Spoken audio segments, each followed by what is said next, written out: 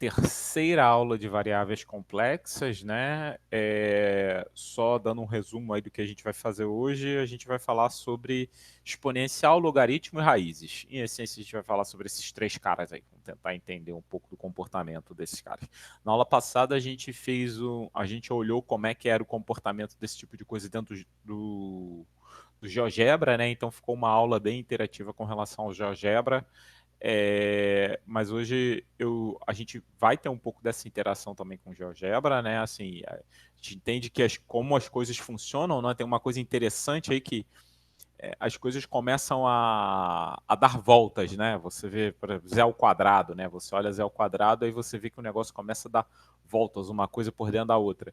E aí, pensando nesse sentido, como definir o que é raiz de x, raiz de z? Isso é interessante, né? Porque quando você pensa em raiz quadrada de um número, você fala assim, para que você colocou os números complexos? Para você conseguir tirar a raiz quadrada de um número negativo. Aí você pensa, então qual deve ser o domínio de raiz de z? Só, sim, mais uma vez, qual deve ser o domínio de raiz de z?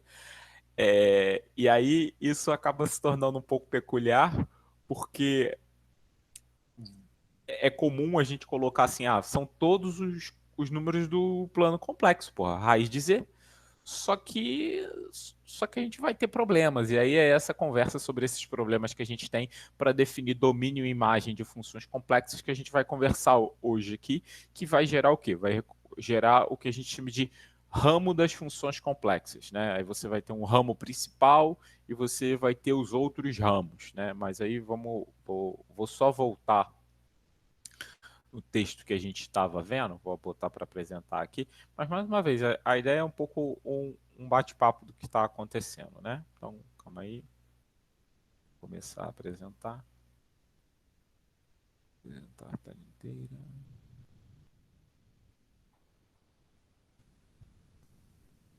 Tela 2.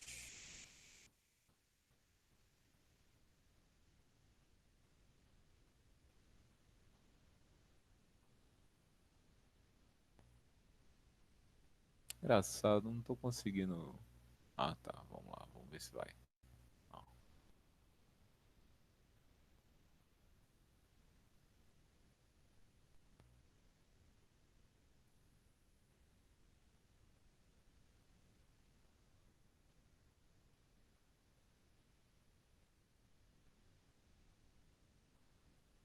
Tá, vou botar aqui. Tá. Vamos falar do início um pouco, que a gente estava conversando sobre a exponencial complexa, né? Assim, a gente viu na última aula que... Vou aumentar aqui para vocês verem também melhor. E ficou melhor, né? Eu acho que já ficou muito grande.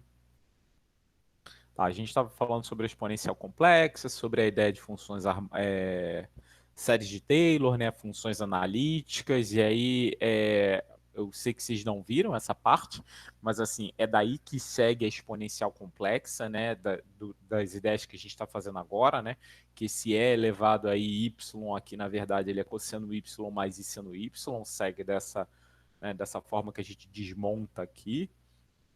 E aí agora a gente passa a definir as funções complexas. É claro que assim, você tem E elevado a Z, isso é uma função no plano complexo todo, tudo bem? Você consegue definir E elevado a Z como sendo esse cara aqui, né? Que o que você tem, o x é z igual a x mais i y. Então, em essência, você vai ter E elevado a x mais E elevado a i y. E você sabe que cosseno y mais i seno y é elevado a y. Então, isso pode ser escrito dessa forma. Aqui, né, no GeoGebra, a gente botou lá algumas ideias, né, de como é que eu via esse cara aqui.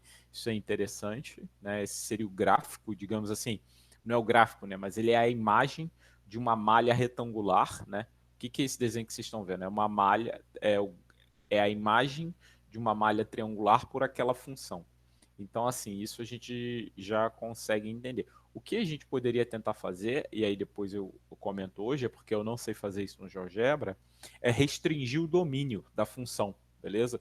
Se a gente restringir o domínio da função, a gente pode colocar coisas mais interessantes dentro do GeoGebra, né? Mas o lance é, eu já aprendi a fazer isso no GeoGebra alguma vez, né? Para restringir o domínio, mas eu acabo esquecendo e sempre tenho que olhar um tutorial para me ensinar de novo. E valem as propriedades de exponencial. Uma que eu quero ressaltar aqui é essa daqui, ó. Uma que eu gostaria de ressaltar é a propriedade 3, que se você tem a exponencial, esse eu vou fazer aqui rapidinho, tá? A propriedade 3 aqui, né? 1 é elevado a z é sempre diferente de zero. Bom, isso vai ser sempre verdade, né? Porque é elevado a z, você pensar em e elevado a z, isso é elevado a x, onde x é um número real, vezes e elevado a y. Se você pensar isso aqui está preso dentro do círculo unitário. Gente, tudo bem isso aí? O que é elevado a y? Isso é esse bicho aqui, é o círculo unitário, na verdade, é elevado a y, tudo bem?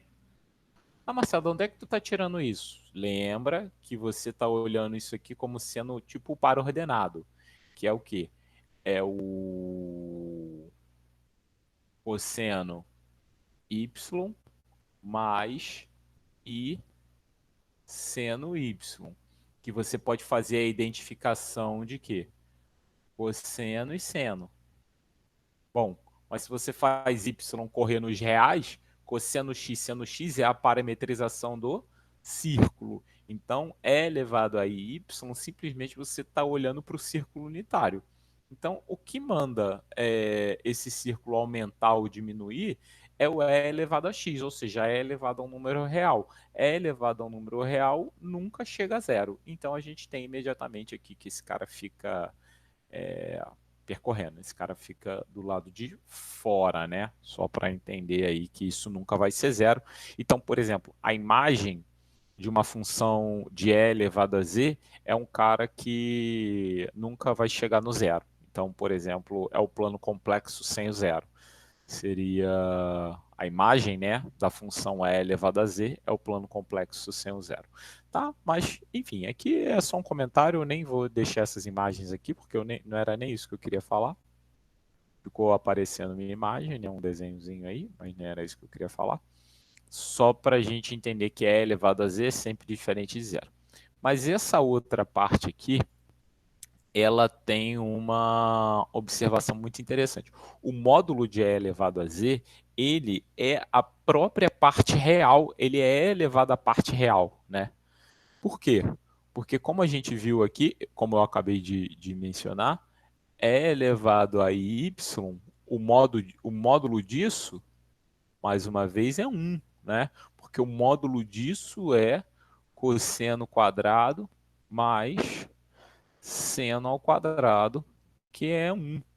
Ou seja, quando eu pego e elevado a z, isso de novo, é elevado a x vezes é elevado a y. Se eu boto um módulo aqui, a gente bota um módulo aqui também, né? Então, isso daqui é sempre 1, consequentemente, o módulo de e elevado a c vai ser o módulo da parte real, né? De e elevado à parte real de x.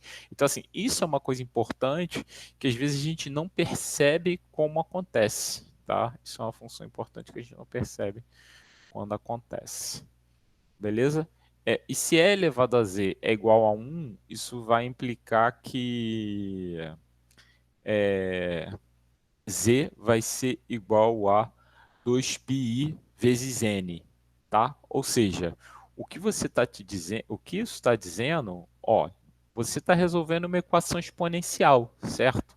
Isso aqui é como se você estivesse olhando o seguinte, ó, e elevado a z igual a 1, mas isso aqui é a mesma coisa que e elevado a zero. Na verdade, não só a zero mais 2π e porque a gente já viu isso, né? A gente sabe que isso é o quê? É cosseno do número que está aqui, né? Eu vou botar aqui, é cosseno de zero mais 2π n, né? Vou botar um n aqui, mais seno de 0 mais, aqui tem um i, 2 i n, né? Seno aqui vai ser sempre 0 e o cosseno vai ser sempre 1. Então, eu tenho que... Isso é o que tem que estar na minha mente. Olha, no fundo, resolver isso aqui é elevado a z igual a 1 é resolver essa equação exponencial, né? Só que eu tenho que lembrar que isso aqui, na verdade, é isso aqui. Então, por isso que a gente passa a ter o quê? Passa a ter mais valores, né, que possam ser assumidos de maneira geral. Então, a gente tem, né, que é elevado a z igual a 1, se somente se esse argumento estiver acontecendo aqui. O que gera, né, mais uma vez, eu vou apagar isso que está aqui, o que gera, mais uma vez, é a equação mais bonita da matemática, né? Ou seja, qual é a equação mais bonita da matemática? É exatamente a equação de Euler, né? Eu estou falando aqui, essa proposiçãozinha, mais uma vez, ela é uma daquelas proposições assim que, se vocês pensarem um pouquinho, ela sai. Por isso que eu não estou dando nem muito tempo, esse negócio de copiar ou qualquer coisa, estou apagando logo aqui, porque qualquer coisa vocês saem. Mais uma coisa que fica, né? Essa proposição aqui, o que ela dá a entender para a gente. O que ela dá a entender para a gente, né? Mais uma vez, esse pedacinho aqui é que é elevado a π é igual a 1. Isso aqui é bonito demais, né? Na verdade é menos 1, porque... Deixa eu apagar aqui de novo. Menos 1. Opa. É elevado a π mais 1. Né? Isso acaba sendo uma consequência. Isso aqui é bonito demais. Fazer um quadro para pintar e botar uma sala de casa, gente. Isso aí. Bom demais. Tá? Então a gente tem essa identidade bonita, né? Decorre daqui, desse processo, assim, não é muito difícil de ver. Então a gente tem essa ideia, né? E aí, o problema é que, uma vez que a gente tem isso, para definir o ln de z, isso fica às vezes um pouco complicado de entender, né? Por que é complicado a gente entender o que é o ln de z? Só fazendo aqui uma conta simples, né? O que é o ln? Né? O que é exponencial? Quando a gente vai definir no caso real. Alguém lembra aí como é que vocês definem? Eu acho que esse talvez seja um dos calcanhares de Aquiles da maioria das pessoas, né? Como a gente define o logaritmo? O que é o logaritmo? Vocês saberiam me dizer quando a gente ensina na escola o logaritmo, né? O que é o logaritmo na escola? Existem outras formas de definir o logaritmo bem mais interessantes dentro do curso de cálculo, mas eu acho que os professores de cálculo também não fazem porque a maioria não sabem e tem preguiça de definir ele dessa forma. Preguiça mesmo. Quando eu estou falando que tem preguiça, é porque é preguiça. Preguiça de ter que sentar e fazer as contas que nunca fez na vida, entendeu? Assim como vocês não aprenderam série de Taylor, e aí eu comentei aqui anteriormente, vocês não aprendem direito a exponencial, o logaritmo, porque a forma de fazer o logaritmo, ela, da forma, digamos assim, elegante, ela exige também que você pense um pouco de forma diferente para que as coisas aconteçam. Então, geralmente, quando a gente define o logaritmo na escola, de maneira geral, a gente define ele desse jeito aqui que eu estou apresentando, como ele sendo ao inverso da função exponencial. Só que no caso da função exponencial na escola, você já ganha ela de bandeja, né? Exponencial real, você já ganha ela de bandeja que ela é uma função o quê? Injetora, certo? Aqui, o item 5 dessa proposição anterior, ele está aqui só para te dizer o seguinte: a exponencial não é injetiva, filho. Ok? Entendeu aí? Exponencial não é injetiva. Tá? Pensa no que você quiser, mas a gente não é injetiva. E nem é sobre no plano complexo todo, porque o zero não está lá. Mas assim, o ponto é que ela não é injetiva. Tá bom? Mas vocês lembram como é que vocês definem? Eu já coloquei aqui, né? E vocês acabaram, não sei se vocês leram, mas assim, o logaritmo ele é definido como sendo as soluções dessa equação aqui, né? Digamos assim, as soluções da equação e elevado a x. Mais uma vez, na escola vocês não estão trabalhando com isso, com na verdade, né? Na escola vocês estão trabalhando com a função exponencial meio restrita, né? Digamos assim, o a elevado a x. Então, trabalhar com na escola também é um tabu, mas eu super apoio, sabe? Porque você pode contar história, né? Assim, o tem muita história. Então, assim, você apresentar uma determinada letra através da história é bem interessante. Então, assim, em vez de trabalhar com um A, não é nem ao invés de, né? É assim, acrescentar essa exponencial aqui euleriana, digamos assim, na escola, eu acho que isso cabe ainda, tá? Depois a gente pode até fazer uma discussão para entender se de fato cabe ou não, mas eu acho que super cabe. E aí, beleza, a gente tem, né, que em essência, o logaritmo ele vai ser as soluções dessa equação. O ponto é que a exponencial é como a gente está trabalhando na reta, a exponencial admite uma única solução. Se t é positivo, óbvio. Né? Se t é positivo, ela vai admitir uma única solução. Vai existir um único valor x de tal forma que e elevado a x é igual a t. E esse valor ele é definido como sendo um logaritmo. Só que para fazer isso em C, não é tão simples assim, né? Alguém tem alguma sugestão? Falem aí comigo, alguém tem alguma sugestão? O que vocês acham que vai acontecer? Eu tô querendo passar devagar, né? Exatamente, o logaritmo complexo, definição, né? Antes de botar aqui para baixo.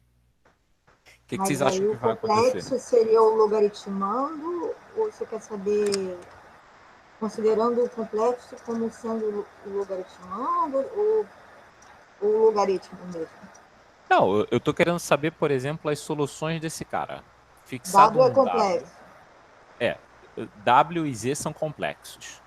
Fixado um W e um Z complexos, quais são as possíveis soluções desse cara aqui? E aí, tem alguma ideia? É, queria passar isso passa pelo logaritmo natural?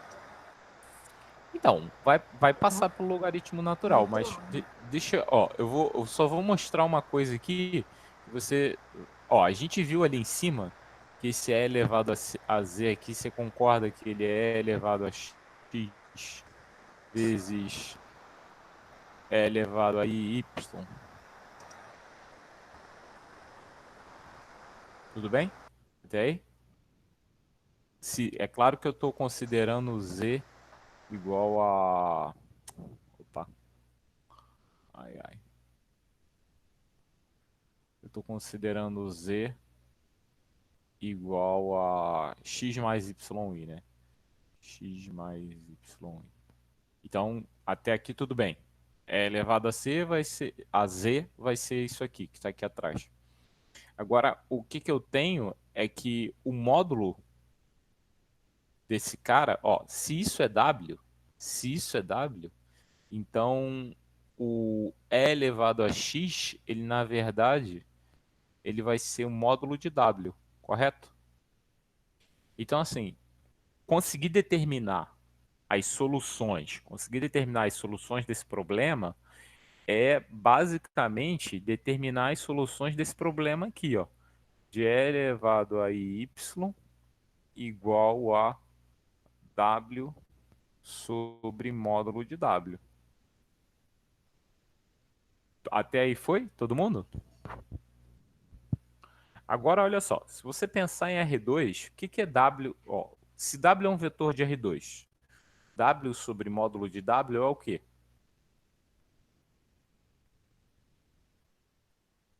Gente, eu preciso de feedback. Unitário em W.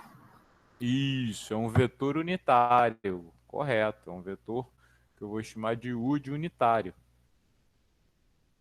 Vou fazer um desenho aqui, ó. deixa eu fazer um desenho aqui. Ó, isso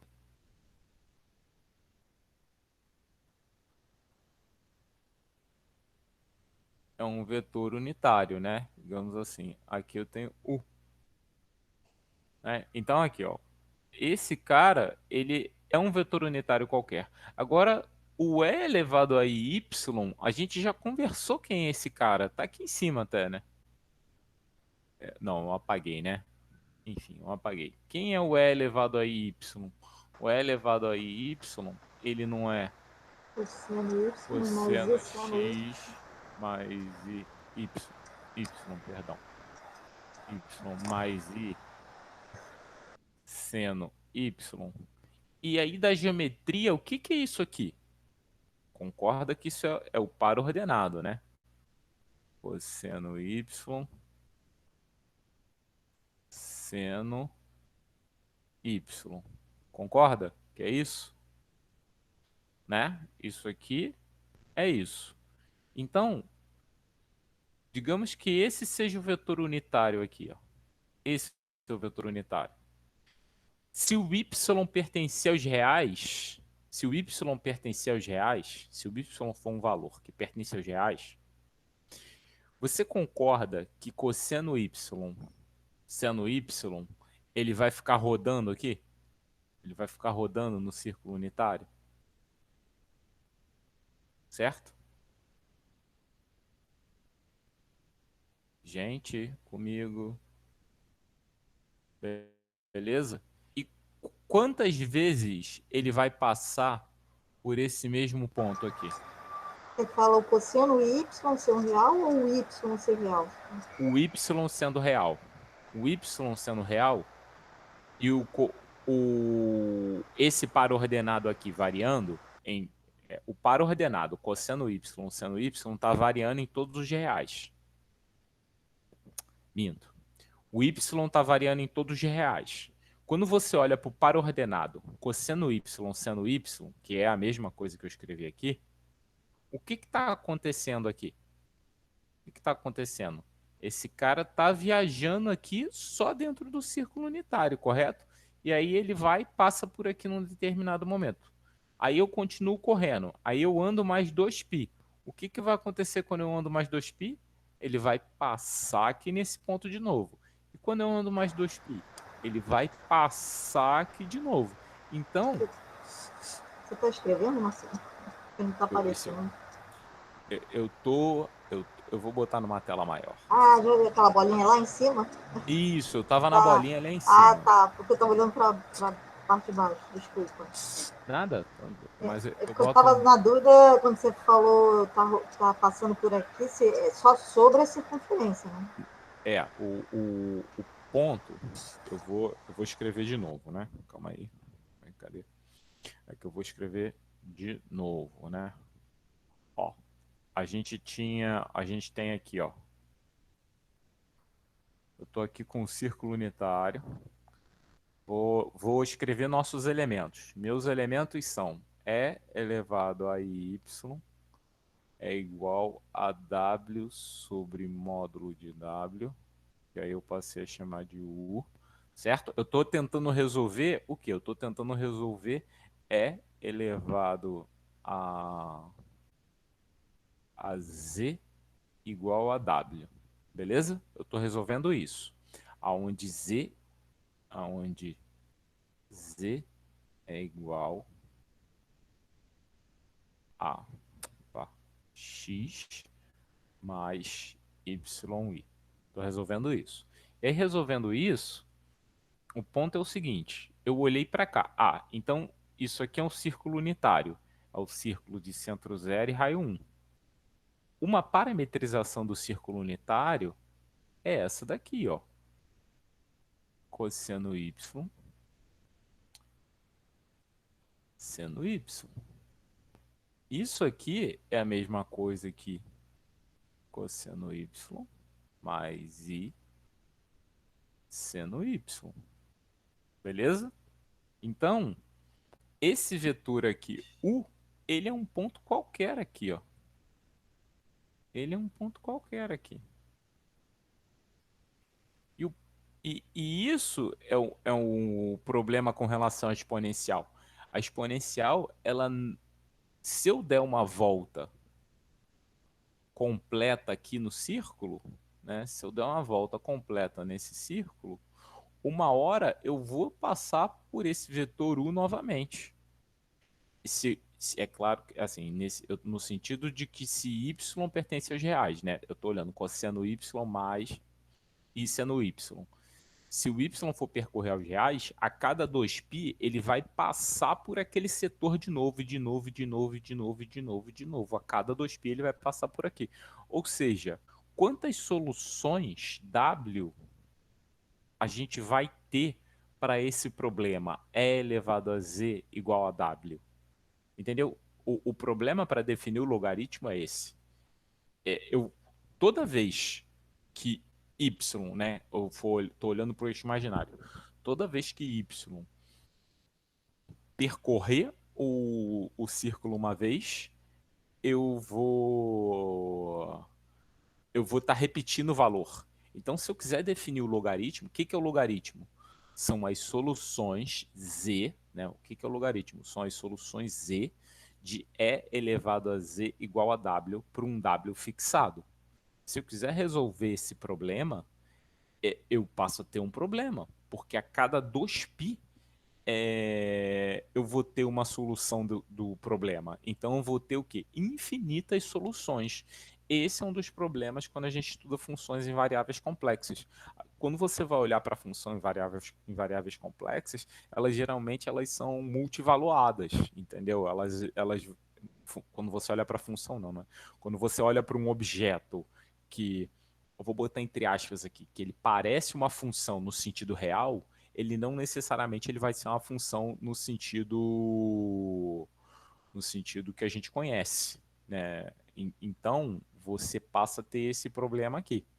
E aí, esse problema aqui, ele está me dizendo o seguinte, olha, E elevado a Y vão ter infinitos caras toda vez que passa aqui. Bom, uma maneira de resolver isso é o seguinte, restringir o argumento de Z. O que é o argumento de Z? O que é o argumento de Z, gente? Lembra? Quando? O que é Z? Z é igual a módulo de Z, né? E elevado a I beta. Então, quando você olha no plano complexo, você tem um tamanho, né? Isso aqui é Z. Você tem um tamanho, que é o módulo de Z, e você tem um ângulo, que eu estou chamando de beta. Então, se eu puder, para conseguir definir o logaritmo complexo, eu tenho que ter que o argumento de Z, o arg de Z, ele precisa estar restrito. Aí você pode botar da forma que você quiser, mas ele precisa estar restrito entre 0 e 2π. Ou, né, se você quiser também, pode ser menos π menor ou igual a arg de Z menor do que π. É claro que podia ser outro também, né? Contanto que o intervalo aqui entre o menor e o maior valor sendo de 2π, tá ótimo. Mas assim, podia ser, por exemplo, de menos π sobre 2 até π sobre 2. Na verdade, não, né? Isso, menos π. Isso. Tem que ter 2π de amplitude, beleza? Se eu botar π sobre 2 não vai ter. Fala, Vanessa. Pode falar. Eu acho que a minha dúvida era a dúvida até da Pamela naquele dia que você tirou umas dúvidas para a gente. Diga. Não sei se foi isso que eu estava se referindo, que agora me surgiu essa pergunta. Por que não pode ser, por que ele tem que ser só um valor e não infinito? Aí eu acho que agora você respondeu, porque é um vetor unitário. Na verdade, não. É porque eu quero que seja função. O que é função?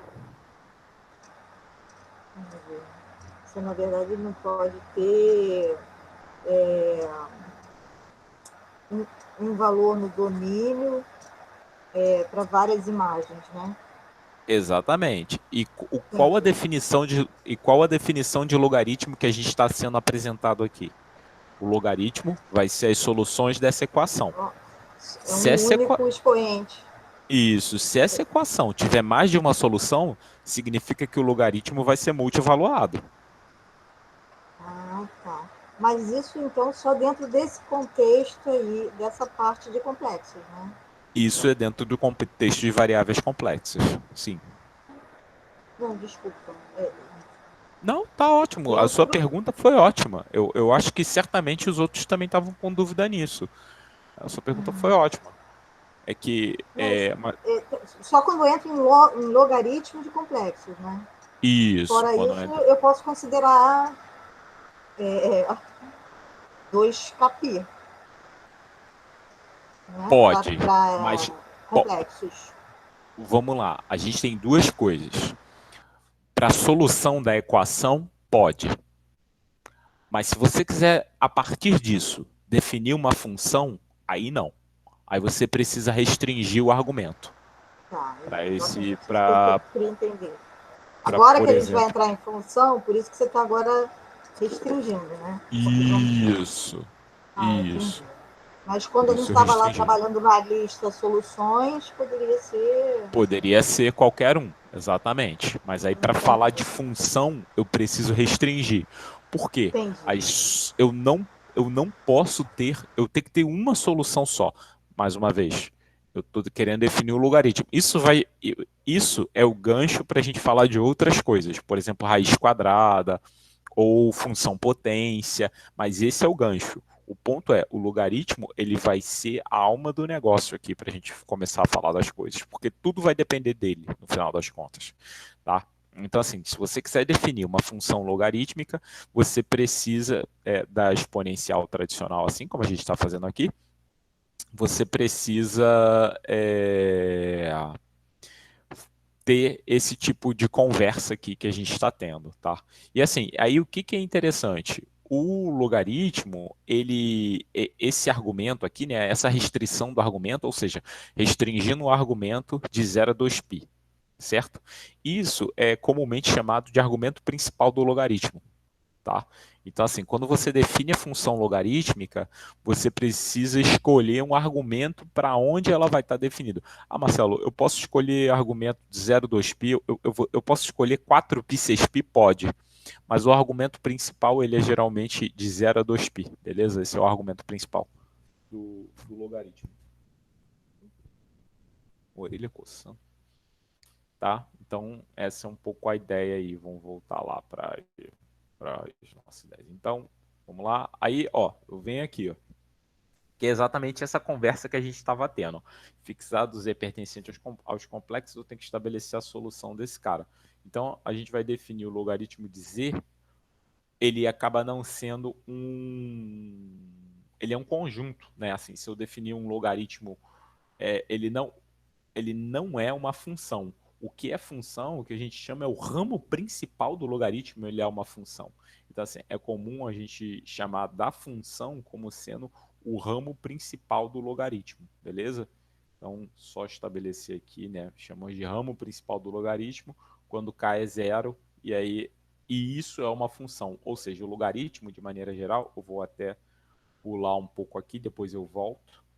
Vou pular um pouco aqui, depois eu volto. Opa, tá na outra folha. Calma aí. Daqui a pouco. Então, aqui assim, só para a gente entender um pouco, o ramo. Aqui, né? Deixa eu botar. Na aula 2, falha minha. Tá. Então, assim, o logaritmo, né? Assim, digamos assim, o ramo principal do logaritmo, esse que a gente conhece, ele é esse daqui, ó. Ele é do módulo de Z, né? Se você pegar o ln de Z, ele vai ser o ln do módulo de Z, mais o argumento de Z. E aí tem uma questão interessante, Pedro, eu vou até abrir o GeoGebra aqui para a gente ver rapidinho. que eu mandei para o Pedro, eu mandei no grupo, né? Aquela figura do. E aí eu falei, Pedro, essa é para você aí, que era o logaritmo complexo, né? Que assim, na verdade, era o gráfico do logaritmo. A imagem do logaritmo, se vocês depois jogarem no GeoGebra, vocês vão ver que ela fica presa, tá? Entre menos π, ó. O GeoGebra caracteriza ela aqui, ó, entre menos π e π, tá vendo? Como o ramo principal sendo esse, tá? Então, assim, é só para vocês entenderem aí como é que funciona. E aí, é só para até mostrar para vocês o que eu fiz ali, eu vou abrir aqui o GeoGebra rapidinho, e aí ele tem a função argumento, ó. Eu vou colocar aqui, eu fiz em par ordenado, eu fiz assim, ó. Eu vou abrir aqui a opção 3D. Eu sei que tem, ó. Exibir aqui, ó, 3D.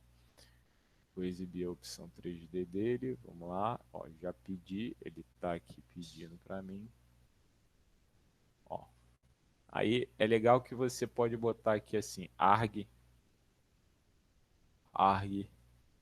de XY. Aí eu vou botar aqui assim, né? XY. Aí. Ué, por que que não tá indo? Vai comando. Tá. Arg de XY. Por que que não tá indo? Deixa eu ver aqui de novo.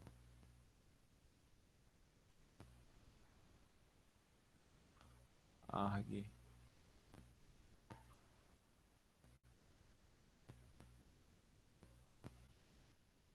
de XY.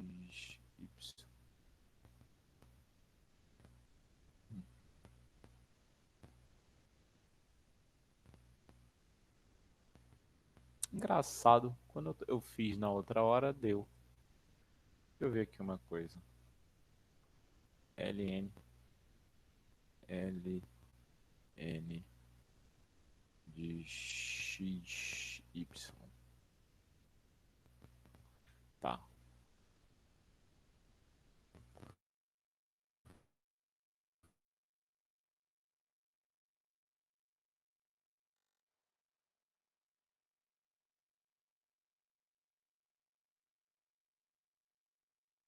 Aqui, né? Do que tá acontecendo, né? E.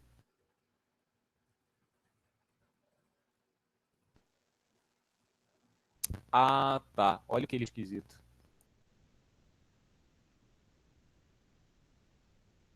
Ah, eu não queria isso, não. Eu não queria isso, não. Que tá assim. Log.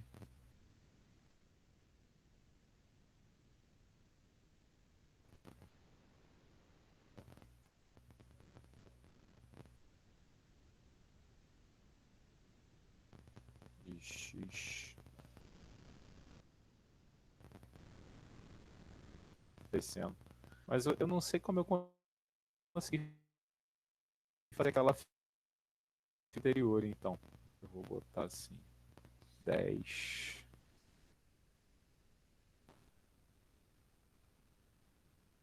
X. Ver se vai funcionar. Opa.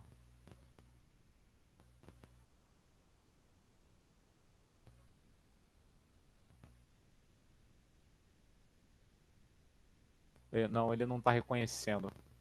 Bom, enfim. Na foto que eu mandei para o cone, né? Assim, um cone não, um cilindro, né? Ele tá pegando o LN e tá mostrando log, ela aparece aqui bonitinha, né? Como a gente vê na história aqui, assim, né? Os cortes. Mas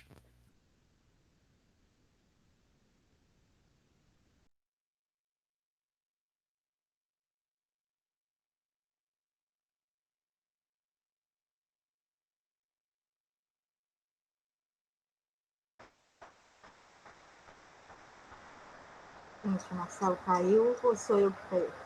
Ele caiu. Tá. Ele já estava travando, eu também achei que era eu. Estava travando, eu também achei. Eu falei, puxa, a internet começou. É a hora. Acho que quando começa a botar muita imagem. A gente cair rapidamente. Calma aí. Vocês estão me ouvindo? Sim. Beleza. Tela inteira. Tela 2. Permitir. Tá. Assim, dá para fazer isso aqui no R2 sem tanta dificuldade assim. Você pode olhar o A mais BI dessa forma. Engraçado, eu não sei por que ele não está me dando argumento agora, mas assim, o argumento de XY é uma coisa que é interessante você ver que ele é uma função descontínua, né? Se você olhar o GeoGebra, Eu tinha botado argumento de x mais i, y na figura. Sim, é? Deixa eu ver aqui. Só por desencargo, né? Eu acho que eu botei direto, né? Eu botei como se fosse complexo, né? Vamos ver aqui. Eu não sei se é Aí, isso. não, certamente é.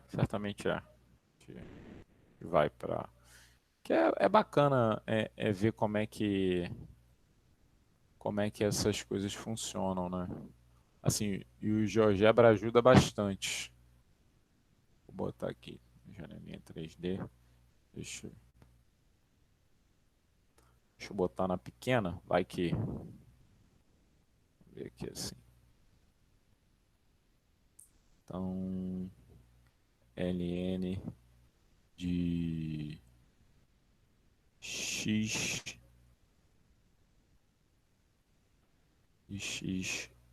mais y.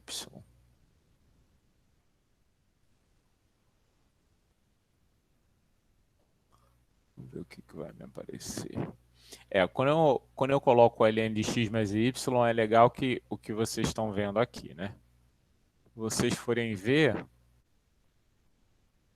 ele está gerando... Deixa eu alterar aqui agora. Só para ver o que vai me aparecer.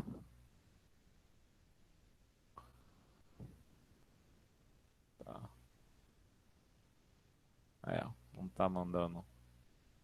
Então vou cancelar. Tá aparecendo isso aqui de novo. É interessante colocar um controle deslizante aqui dentro do A e do Y. Aqui não está indo. É interessante colocar um controle deslizante aqui dentro do A do Y. Por exemplo, vou colocar um controle deslizante aqui.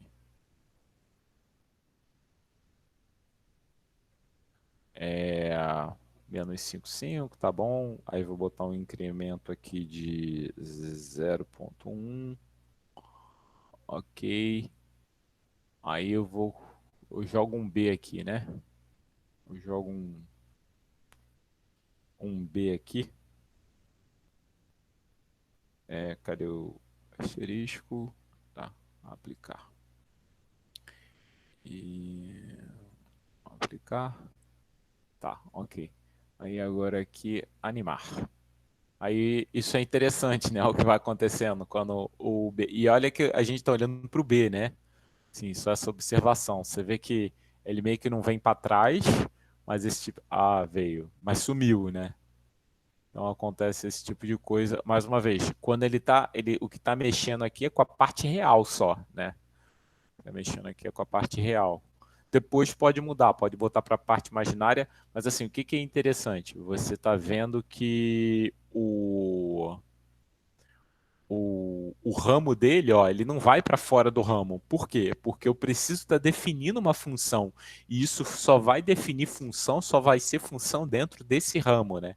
Então, assim, isso era uma coisa que eu queria que vocês vissem, que o GeoGebra, ele faz isso. Assim, por que, que esse cara não está escapando para aí? Porque você só consegue ver isso, ele só consegue mostrar as coisas dentro do ramo.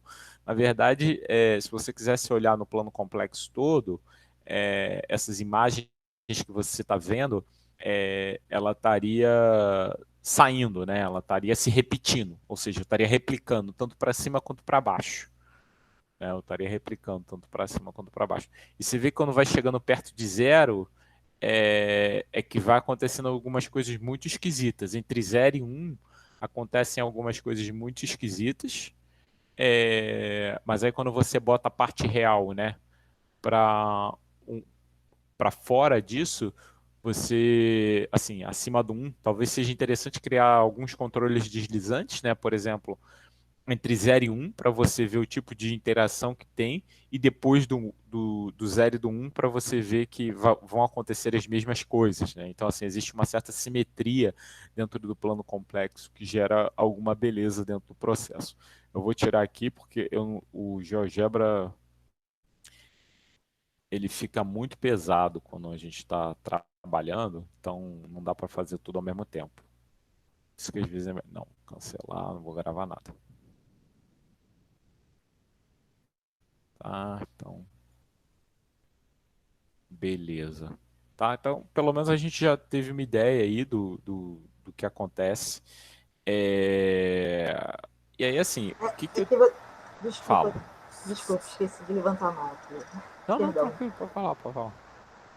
Não, é porque no gráfico de logaritmo Uhum. e complexo, você botou logaritmo natural de x ao quadrado mais y ao quadrado. Ah, E aí você mais o argumento de x mais y. Aí deu o gráfico do logaritmo. entendi. Ah, é porque foi ln do módulo de z. Ah, agora sim, ó. Isso. Calma aí. Já Você entendi. só É botou a porque. parte do argumento, você não botou agora o ln de x E, ao quadrado do módulo de z. entendi. Aí é daquela. Foi como Eu eu acho, resolvi o problema. Entendi. eu acho. Calma aí.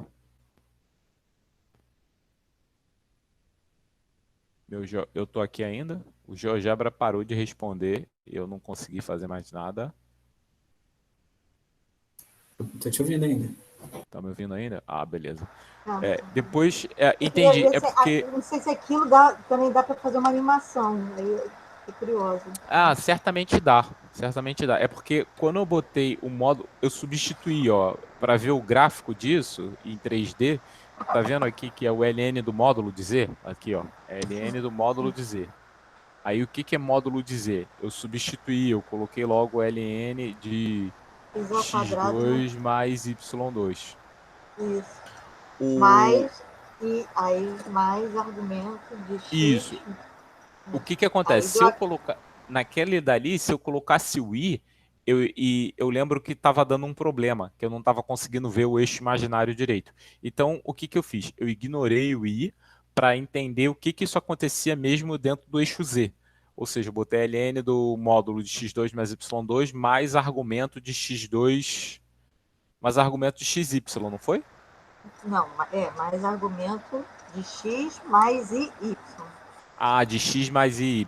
Isso, tá. É, E aí ele mostrou aquilo para que a gente estava vendo. Beleza. aí deu aquela figura. Não sei qual é a animação daquela figura. Se você botar um Ó, controle de então desenhos. Mas eu não vou fazer, porque toda vez que eu faço meu GeoGebra vai começa a cair. travar muito meu computador. Mas eu convido vocês a fazerem e de repente arrumarem alguma coisa aí, alguma tarefa. Podem me perguntar depois e tudo mais, mas assim, eu acho que vale super a pena testar isso. Pelo menos assim, em casa, quando o seu computador estiver bonitinho e tal, testar esse tipo de coisa, até com outras funções. Por exemplo, com essas funções que a gente vai ver aqui agora. Isso aqui depois eu vou botar um exercício de maneira geral, tá? Mas é só para a gente entender assim, isso aqui é exercício mesmo. Ó. O LN complexo ele coincide com o LN real quando você está falando de números reais. Aqui isso está errado, né? Porque o logaritmo ele não o logaritmo ele só está definido isso aqui, né? Perdão, já vou dar um corte aqui. O logaritmo ele só está definido entre zero mais infinito. Então aqui tem que dar um picote aqui e consertar, que isso aqui é só mais infinito. E ele vai coincidir com o logaritmo dos números reais, né? Isso é importante quando a gente está trabalhando com a função logarítmica. Outra coisa também, eu pedi para vocês calcularem, por exemplo, o logaritmo desse cara aqui. E aí, assim, é uma continha, né? O logaritmo de um mais i é igual ao ln de raiz de 2 mais i π sobre 4, né? E aí, convido vocês também a, de repente, escreverem o ln desse cara aqui para vocês no GeoGebra, para vocês verem que dá exatamente esse cara, né? Vai marcar no plano complexo o ln de raiz de 2, né? Ou seja, vai ser um valor aí até meio esquisito, mas é isso que acontece. E aí a gente tem uma coisa interessante aqui também, é que assim, uma vez que eu consigo definir uma função, a função exponencial, né, de Euler, então eu também conseguiria definir o logaritmo qualquer em uma função exponencial qualquer. Mais uma vez, quando a gente está fazendo isso com números reais, é muito natural a gente escrever 2 elevado a x. Só que 2 elevado a z já é problemático se você olhar para isso aqui como função de 2 elevado a z. Porque olha o que vai acontecer aqui, né? 2 elevado a z, na verdade, isso é e elevado a z ln de a. Né? Então, assim, a definição de 2 elevado a z, ela passa pelo logaritmo de 2, no caso, né? Se você olhar isso aqui, então isso passa pelo logaritmo de 2. Então, o logaritmo de 2, ele já é multivaluado, né? Se você olhar assim, não a função, ele já seria alguma coisa multivaluada. Então, por exemplo, a função exponencial a elevado a alguém, isso só vai estar definido dentro do ramo o qual o logaritmo de 2 está definida. Porque se não for assim, você vai ter uma função também multivaluada. Você vê como é que é delicado a questão das funções de variável complexa? Na reta, mais uma vez, você simplesmente escrevia 2 elevado a z e bola para frente, né? E dá-lhe resolver problema com isso. Quando você vai para as funções complexas, e aí a gente já entendeu que você tem um problema para definir, que seria a exponencial, né? Digamos assim, a mais conhecida, que é a exponencial de Euler, e aí você vê, bom, se uma função exponencial qualquer, né, no cálculo, vocês lembram do cálculo, né, gente? Quando a gente faz cálculo, por exemplo, quando você quer derivar essa função aqui, f de x igual a 2 elevado a x, como é que a gente deriva essa função? Vocês lembram? A gente geralmente faz isso, né? A gente transforma essa função para e elevado a x ln de 2, certo? E aí deriva. Aí a derivada disso vai ser, no caso, f', vai ser igual a ln de 2 vezes 2 elevado a x. Porque a função exponencial é a mesma, tem regra da cadeia aí na história, né? Enfim. Mas isso remete já a um conceito bem avançado de cálculo, que a gente utiliza isso aqui, né? A gente utiliza isso aqui só dentro de um curso de cálculo, né? Então, de repente, apresentar, mais uma vez, aí vai da criatividade do professor em tentar apresentar as coisas. É por isso que eu sou muito a favor de clubes de matemática nas escolas, porque com clubes de matemática você consegue, de repente, ver uma coisa um pouco diferente ou mais aprofundada, aonde numa turma de 40, 50 alunos vocês nunca vão conseguir ver. Isso é uma coisa curiosa, né? É um artifício matemático curioso quando a gente está trabalhando dentro dos números reais. Mas quando a gente está trabalhando dentro dos números complexos, isso passa a ser. Ou seja, sem isso você não trabalha. Isso passa a ser o básico, né? Assim, vamos entender assim. Se você não soubesse ver isso dessa forma, a gente nunca conseguiria imaginar a função de maneira geral, entendeu?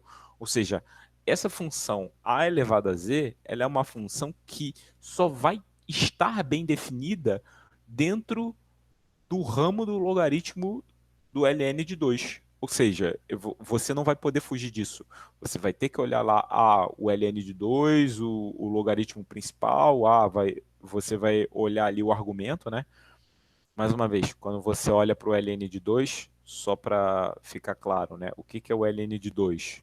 O ln de 2 é o ln de 2 mais I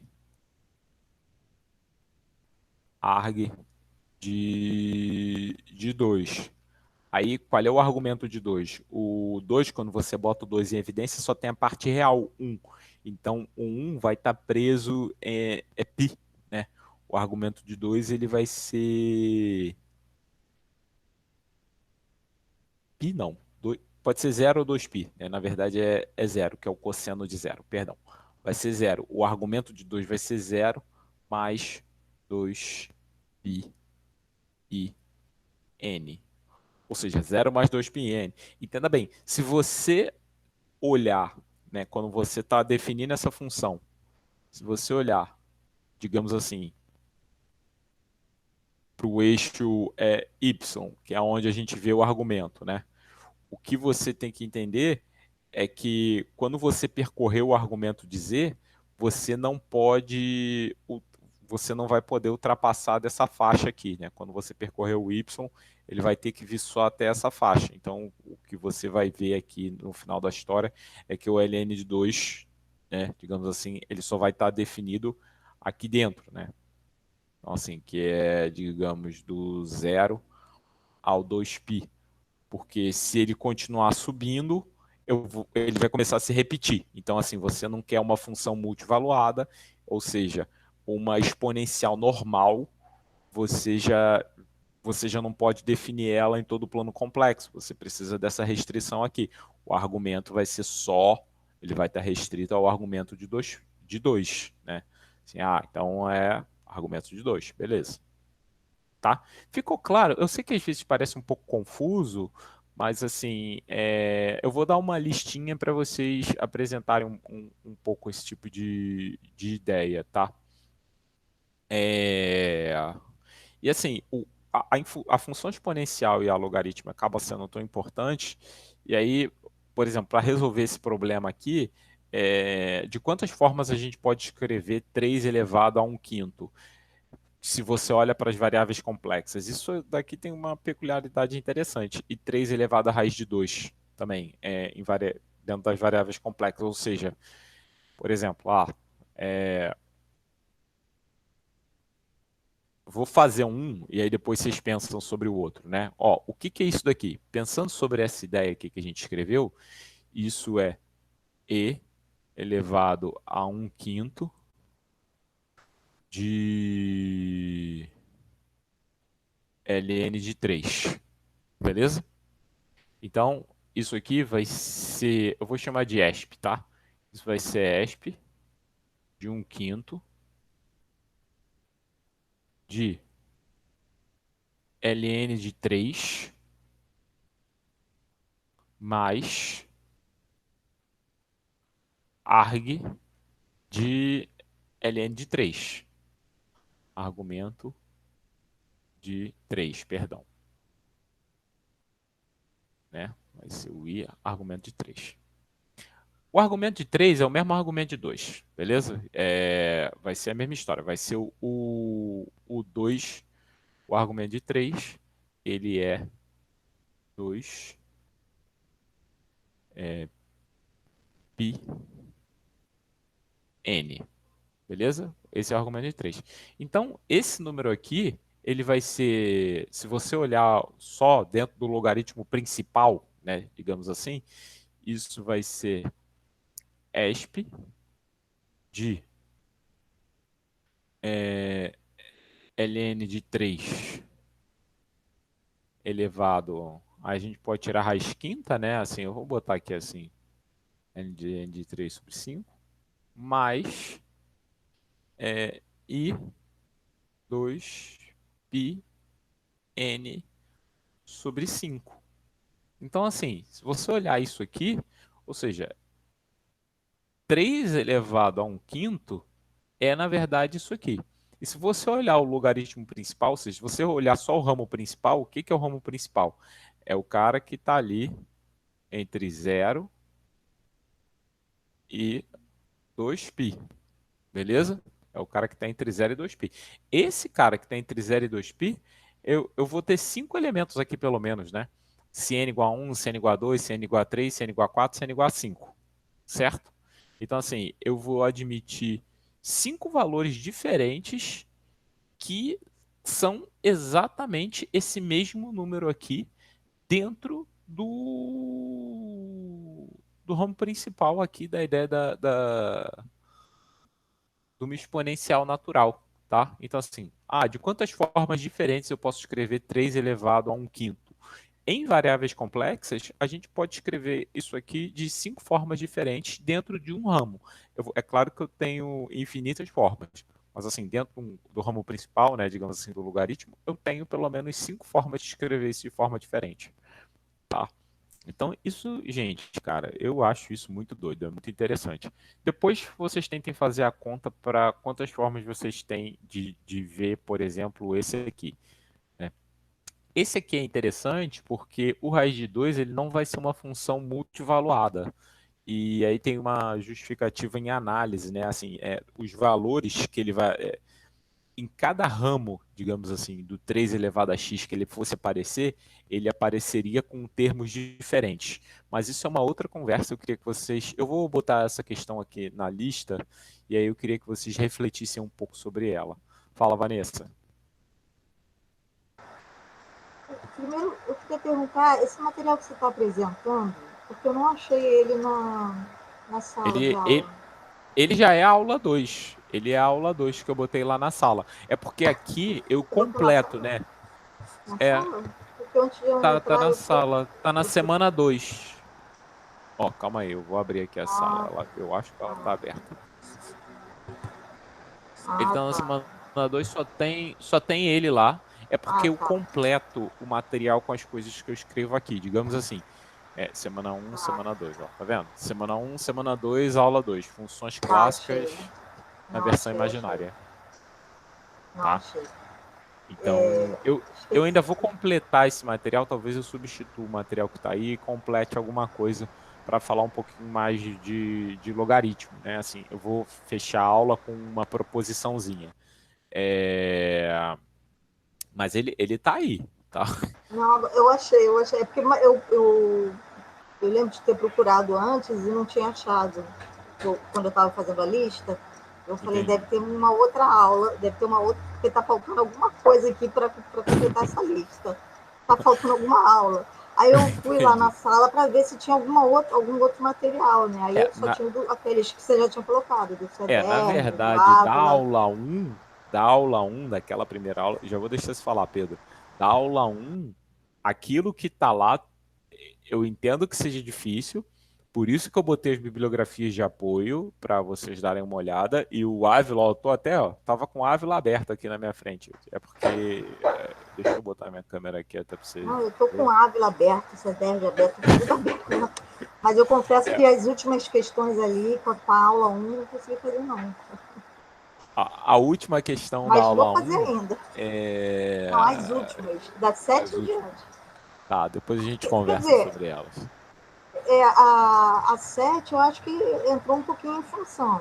Eu não sei. Pouquinho. Porque eu tô começando a entender, perceber um pouco. E, enfim. Mas eu vou fazer uma lista... Aliás, eu queria até, não sei, já que o Pedro vai falar, parece até que tem um erro na questão 8 ali em algum lugar. Se Pedro eu posso olhar depois. Aproveitar a oportunidade quando ele for falar, porque aí quando eu for fazer já está corrigido. Mas obrigada, eu queria mais, era esse material que eu procurei e não achei, mas agora eu já achei. Não, tranquilo.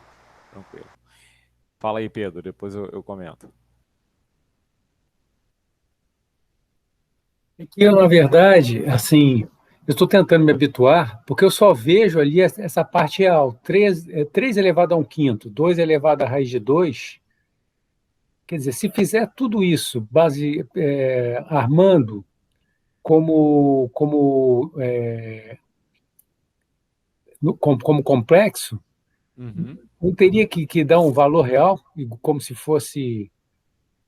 Quer dizer, eu não estou entendendo exatamente digamos assim, esse posicionamento aqui. Entendi o que você está falando.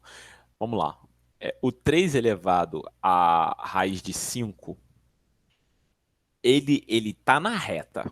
Ele está na reta, beleza? Só que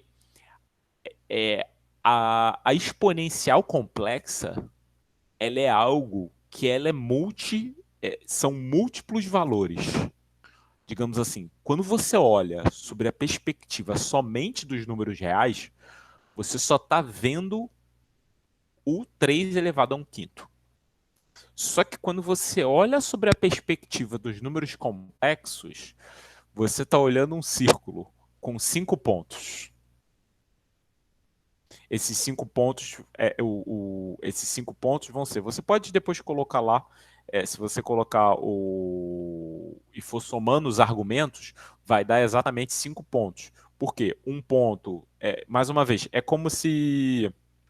Vou dar um exemplo aqui, Pedro. É como se você estivesse olhando o 3 quintos. 3 quintos é 3 quintos, mas 3 quintos também é 9 quinzeavos. Eles estão em posição, por exemplo, se você fosse olhar dentro, é claro que na reta eles estariam no mesmo lugar, mas, por exemplo, se você colocar eles dentro de um plano, né, se você pensar que eles estão dentro de um plano, onde você tem que, por exemplo, o 3 quintos e o 9 quinzeavos, eu só estou querendo alterar a sua perspectiva. São pontos assim, né? Digamos assim, se eu contar 1, 2, 3, né? 1, 2, 3, aí tá aqui, aí esse é o ponto. Beleza, sei lá, esse é o ponto. E aí você anda 9 quintos, aí vai andar para cá também e para cá, e aí você vai conseguir enxergar que aqui você também tem aqui é o, sei lá, o 3 quintos, mas aqui você consegue enxergar também o 9 quinzeavos. O lance é a questão de perspectiva. Essa condição em variáveis complexas, eu concordo com você, esse é o único valor real que você enxerga de 3 quintos. Então, quando você olha o 3 elevado a 1 quinto na reta está aqui, ó, 3 elevado a 1 quinto. Só que quando você olha nas variáveis complexas, e aí eu convido você a ir no GeoGebra ver isso, você vai ver 5 pontos distribuídos num círculo. Aí, meu círculo foi uma porcaria, né? Mas enfim. Você vai ver 5 pontos distribuídos num círculo. Beleza? Você vai ver 5 pontinhos assim, ó. Aonde todos esses 5 pontinhos, no contexto de variáveis complexas, representam o 3 elevado a 1 quinto. Existe uma diferença entre representar e ser. Todos eles são. O ponto é, todos eles, no contexto de variáveis complexas, são o 3 quintos. Assim como o 3, perdão, o 3 elevado a 1 quinto, assim como o 3 quintos e o 9 quinzeavos, são o mesmo número quando você olha no contexto de números racionais, de maneira geral. Eu sei que é difícil de conceber inicialmente, mas é a realidade.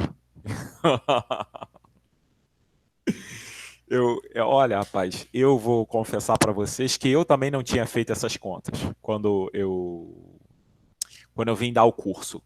Mas eu acho que essas contas e esse estranhamento, eles são importantes até, porque, assim, mais uma vez, são coisas que vocês podem estar estranhando agora, mas eu acho que super vale a pena, com o auxílio do GeoGebra, vocês conseguirem levar isso de alguma forma para dentro da escola, para o cara entender que as coisas.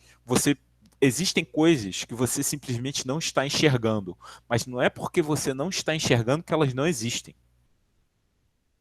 Beleza? Isso aí, rapaz, isso aí é pra vida, hein?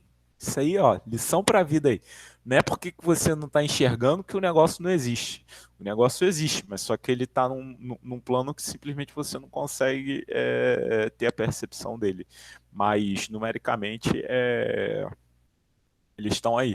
O objeto real, físico, que você enxerga é só o 3 elevado a 1 quinto. Tá? Mais uma vez, variáveis complexas apresentam um universo bem interessante para a gente, né? E aí, até para finalizar um pouco a aula de hoje, mais uma vez, eu vou fazer uma lista onde o objetivo vai ser exatamente trabalhar um pouco essa coisa dos ramos, possibilidades de números que a gente encontre, para vocês se ambientalizarem com isso. Mas para vocês verem como a exponencial ela é importante, né? Assim, a gente facilmente consegue definir o logaritmo e o logaritmo não, né? As funções trigonométricas através da exponencial, né? Se você escrever, se você sabe que é elevado a y, a gente escreveu aqui. E uma vez que a gente sabe que o cosseno é par e o seno é ímpar, então é elevado a menos y, né? Ou é elevado a i menos y, vai ser exatamente essa segunda coisa que eu vou colocar aqui, uma vez que cosseno de menos y é igual a cosseno de y e seno de menos y é igual a menos seno de y. Mais uma vez, a ideia de funções pares e ímpares, é por isso que esse curso está aqui, né? Assim, a gente acaba precisando de muita coisa que a gente viu em todos os cursos, de maneira geral, e aí a gente consegue definir o seno e o cosseno como sendo esses objetos aqui, ou seja, o seno e o cosseno vêm de coisas complexas, né? E eu não coloquei aqui estão os gráficos do seno e cosseno, né? Mais uma vez, você pode traçar eles no GeoGebra sem muitos problemas. Eu pedi, vocês podem ver, fazer uma demonstração desse tipo de coisa, né? Assim, é claro que assim, mais uma vez, a gente define o cosseno de y, seno y a partir disso, e aí, para definir o complexo, o que, que você faz? Você troca, você já sabe o que é exponencial complexa, você só troca aquilo que está ali. E dentro das propriedades das funções com senos e cossenos vale, e aí é uma conta, né? Você vê assim, o poder dos números complexos. Você, quando for fazer a substituição, você vai desenvolver o lado esquerdo e o lado direito, você vai fazer uma conta e vai resolver esse problema, tá? Não é tão difícil assim. Aqui eu tenho uma equação trigonométrica, né, que talvez seja interessante depois a gente resolver, mas é porque senão eu vou acabar me alongando muito. De repente eu tiro um dia na aula na parte de resolução de exercícios para resolver alguns exercícios desse tipo aqui, né? Tipo equações complexas de maneira geral. As funções hiperbólicas dá para definir da mesma forma, tá? Porque, mais uma vez, elas são bem naturais aqui. Eu acho que eu vou trocar um menos e um mais aqui em algum lugar e vão dar as funções hiperbólicas. Eu não coloquei aqui, até porque não são funções que a gente costuma trabalhar nem no ensino médio e trabalha bem ampassando dentro do cálculo, mas se vocês derem uma olhada no Ávila, o Ávila define as funções hiperbólicas. Então, assim, quem quiser saber um pouco mais pode colocar. Mas eu queria ver, até um documento que eu não terminei completamente ainda, essa questão do ramo, né? E isso aqui eu vou acrescentar na aula, tá, Vanessa? Eu vou mudar aquele documento lá da aula 2 para acrescentar esse pedacinho aqui. Eu coloquei aula 3, mas em essência isso aqui é tudo uma conversa que a gente teve hoje, né? Assim, o que a gente viu hoje? Que quando a gente está trabalhando com a função exponencial complexa,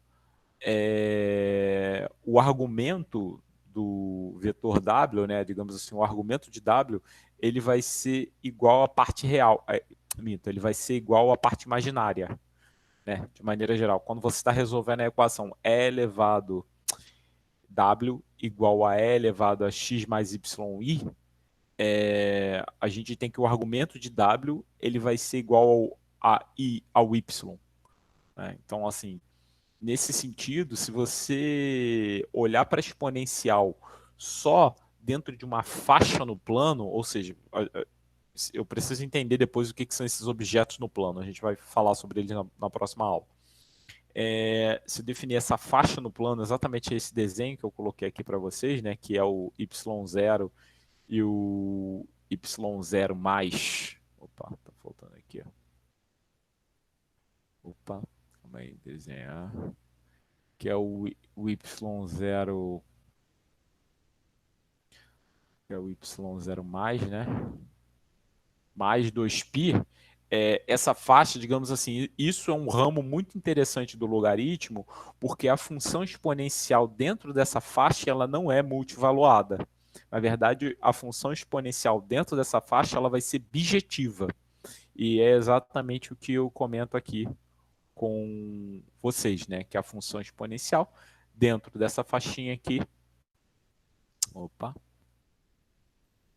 que a função exponencial dentro dessa faixa que eu escrevi para vocês, ela vai ser uma função objetiva. Então, quando eu defino a função exponencial de dentro dessa faixa, ela vai levar no plano complexo inteiro, com exceção do zero, né, que a gente já tinha conversado que a função exponencial ela não tem ninguém do zero, ela não assume valores em zero, então a gente vai admitir essa condição aqui, ela vai ser uma objeção. Eu fiz a demonstração aqui, tá? Fiz ainda alguns comentários, né? Assim, com relação às preocupações que a gente estava fazendo, mas assim, uma coisa que a gente viu, que a gente conversou hoje, foi exatamente isso, ó, que no final das contas, resolver aquela equação, a gente já conversou sobre isso, né? Para ela ser injetiva, por que eu tô considerando esse intervalo aqui onde isso fica preso aqui dentro? Porque quando eu fixo um y0, eu abro um 2π e a função ela não vai dar duas voltas, né? Ou seja, eu não, um y não vai assumir dois valores iguais, né? E aí essa é a conta aqui que a gente mostra que por que essas coisas valem, tá? Então, assim, é uma conta, ainda vou acrescentar isso no trabalho de hoje, né? Assim, eu me mudei há pouco tempo, eu acabei ficando sem tempo de fazer isso durante a semana passada, e aí estava escrevendo um pouco de hoje a aula de maneira geral. E aí aqui eu falo mais uma vez da questão do logaritmo, né? Onde a gente tem que tomar um certo cuidado quando a gente está trabalhando com um logaritmo. E quando para cada ramo escolhido é elevado a z, né? Aí eu também faço essa proposiçãozinha aqui, que é elevado a ln de z vai ser igual a z, ou seja, o ln de z, quando a gente define o ramo principal do logaritmo, ou seja, quando eu travo aquele 0,2π ali, ou menos π 2π, o e elevado a ln de z para um logaritmo, para um ramo, né? Qualquer que eu escolha, isso vai ser z. Em outras palavras, a exponencial e o logaritmo, um são o inverso do outro. E uma vez que eu também escolho um ramo da exponencial, né, vou chamar assim de ramo da exponencial, ou seja, se a exponencial estiver definida naquele AY, ou seja, fixei um y0, aí eu andei de y0 mais 2π, uma vez que eu fixei esse cara aqui também, o ln de e elevado a z vai ser igual a z, ou em outras palavras, dentro, né, desse pedacinho aí da exponencial, as coisas vão ocorrer bem e o ln de e elevado a z vai ser igual a z. Em outras palavras, o logaritmo de fato é a inversa da exponencial. Então, essa proposiçãozinha aqui, a demonstração está feita aqui, não exige... É uma continha, tá? Essa demonstração aqui de cima tem uma análise dessa questão do vetor, uma única volta, vai ter uma única solução e tudo mais. Essa aqui de baixo não, essa aqui de baixo bem dizer, uma continha, tá? Uma continha. E agora, assim, para a gente fechar esses 20 minutinhos aqui, eu queria... deixa eu ver se eu consigo botar o GeoGebra online, se ele é mais leve. Né?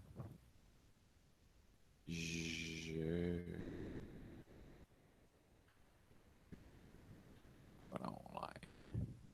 GeoGebra Online, se ele é mais leve.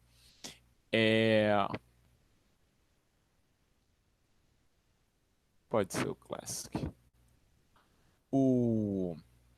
Tem umas coisas aqui interessantes que acontecem quando a gente está falando. Porque o que é raiz dizer? Né? Assim, se você pensar o que é raiz dizer, você pegar assim, ó. Squirt.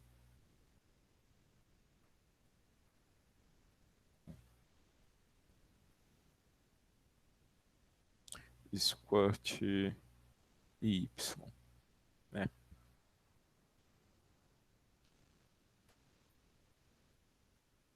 Mostrar? Mostra aí, gente. Ah, tá. Aí, ó. Ela vai ser esse cara aqui. Mas vamos entender outra coisa aqui. Vou pegar assim, fazer aquela brincadeirinha, né? Que eu fiz na última aula. Vou abrir um círculo. Aí vamos. Ok, raio. Vou botar raio 2. Ok, tá? Eu peguei um círculo de raio 2. Aí eu vou marcar um ponto complexo aqui qualquer.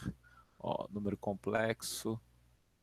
Vou botar aqui Z1. Agora eu vou pegar Z1, Z1 ao quadrado. Ao quadrado. Tá?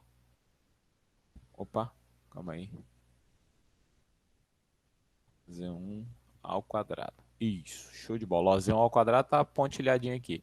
Agora eu vou... Configurações. Eu quero habilitar rastro. Beleza, tá. Habilitei rastro. Ok.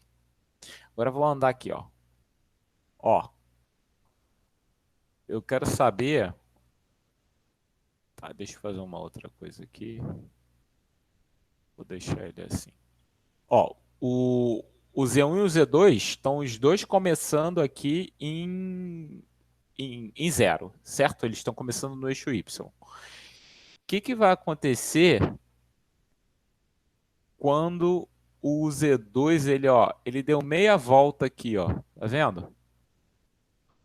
Que o Z2 deu meia volta. Enquanto o Z1, perdão, enquanto o Z1 dá meia volta, o Z2 dá uma volta completa, correto? Tudo bem isso aí? Ó, enquanto o Z1, estou mexendo no Z1, o Z1 ele dá meia volta, o Z2 dá uma volta completa. Vamos fazer de novo, hein? Ó, vou botar aqui os dois no zero. Os dois no zero. Enquanto o Z1 dá meia volta, o Z2 dá uma volta completa. O que isso significa? Que se o Z1 der uma volta completa, o que vai acontecer com o Z2? Alguém, por favor? Vai dar 2 voltas. Vai dar 2 voltas. Se você está pensando em função, a função que você está pensando é z ao quadrado, concorda? Se você está pensando em função, a função que leva, né, a função z ao quadrado, o que ela está fazendo? Ela está levando meio plano no plano complexo todo. Concordam? Então, vamos lá. Ó, vou botar aqui. Ó. A função z ao quadrado, ela faz o seguinte. Ela pega meio plano complexo e leva no plano complexo todo.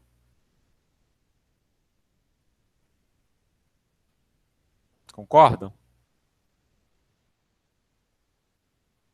Faz sentido. Então, se você quiser definir a inversa, que é a raiz de x, perdão, é raiz de x, né? Raiz de z. Se você quiser definir raiz de z, né? Raiz quadrada de z, raiz quadrada de z ela vai ser a inversa dessa função. Se você pegar o plano complexo todo, se você pegar o plano complexo todo aqui, quando você voltar para cá, ele vai te dar valores aqui e ele vai te dar valores aqui embaixo também, certo? Por quê? Se você desse a volta completa no plano, mais uma vez, eu vou chamar de H, tá? Geralmente o semiplano é isso aqui, né? É x mais y, tal que y maior ou igual que zero. Tá? Esse é o semiplano. Se você estiver definindo aqui, você tem que tomar um certo cuidado na hora de definir quem vai ser a inversa dessa função, porque a inversa dessa função, se você pegar um ponto aqui, esse ponto ele vai ser levado em dois lugares. Então você tem que tomar cuidado com isso. Então assim, e como a gente toma cuidado com isso? A gente toma cuidado com isso olhando também para o logaritmo. A gente toma cuidado com isso porque a gente pode olhar raiz de... Eu vou falar de raiz de z, né? Para não... Vou deixar essa questão do plano complexo para a próxima.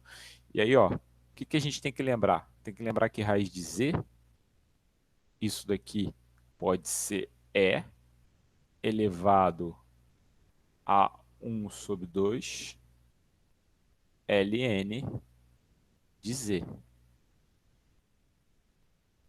Beleza? Então, aí agora eu posso olhar para esse cara aqui. E aí aqui, ó, o ln de z tem a sua importância. Então, na hora de definir um cara qualquer aqui, isso também vai ter a sua importância. E aí, quando a gente olha aqui no GeoGebra, né, assim, quando eu vou botar, de maneira geral, esse gráfico aqui, né, botei... Ai, ai. Botar esse gráfico aqui. Mais uma vez, o que vocês estão olhando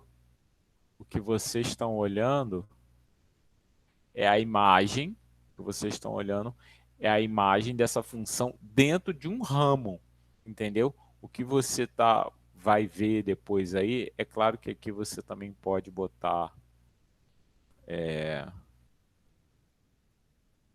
você também pode botar um controle deslizante, né? Vamos botar um controle deslizante aqui, ó, controle deslizante.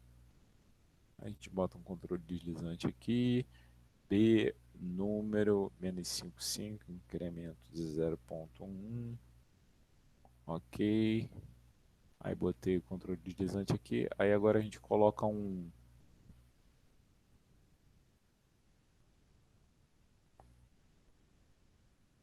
mais B aqui.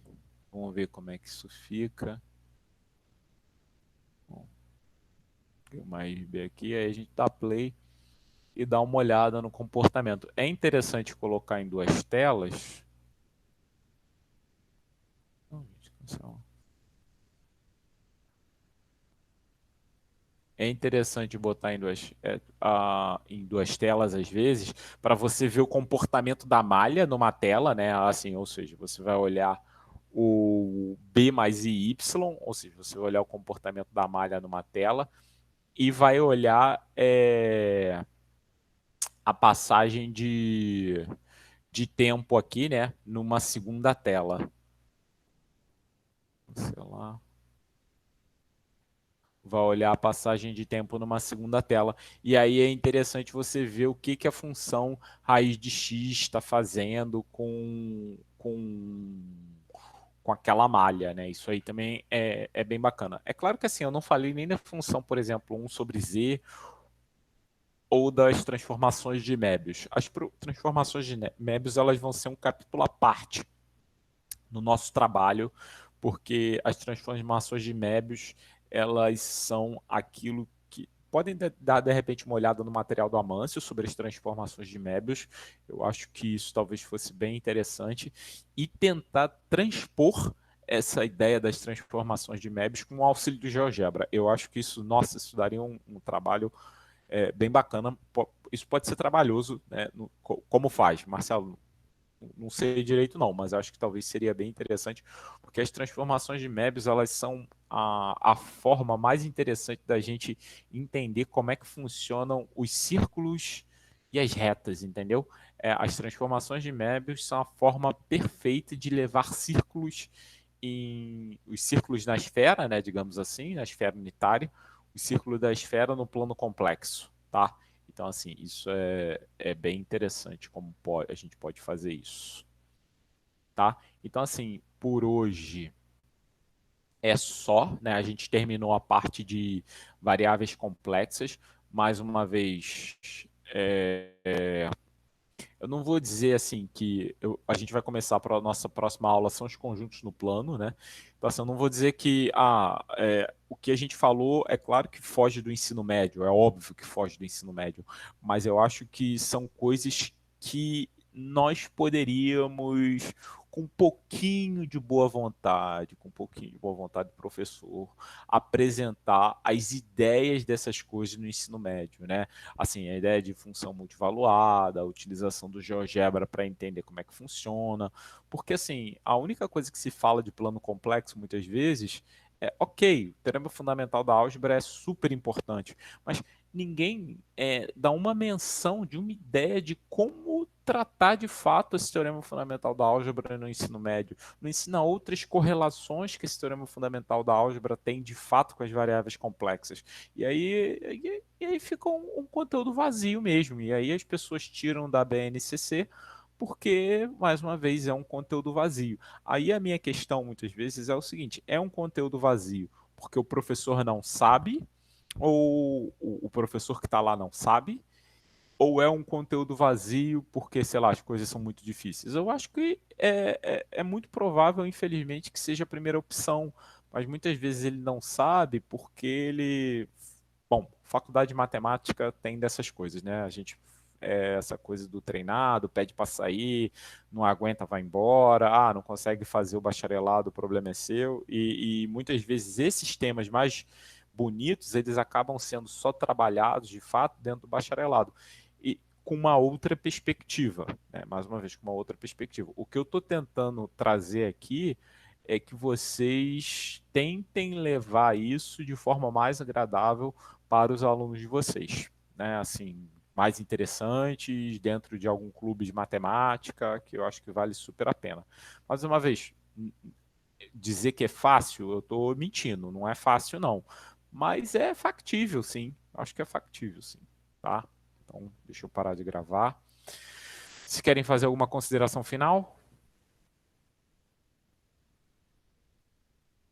Essa parte de hoje tá no Geraldo Ávila, a gente encontra no Geraldo Ávila, acho que não, né? Essa Então, parte mais aprofundada do exponencial de e, exponencial e e da função. logaritmo Então, ela tem no complexo, Amâncio. Ela tem está na no parte... Amâncio. Na parte de variáveis complexas lá. O problema é que ele fala demais, entendeu? O que eu fiz foi fazer um resumo. Ele dedica uns 6 capítulos a isso, o Pedro, entendeu? O que eu fiz foi dar uma resumida nesses 6 capítulos aí, olhando só, por exemplo, a parte de exponencial, logaritmo, passei trigonometria igual, né? Dando um tapa aí, só para entender o que é, ele se aprofunda mais em tudo isso, entendeu? Mas eu acho que o material para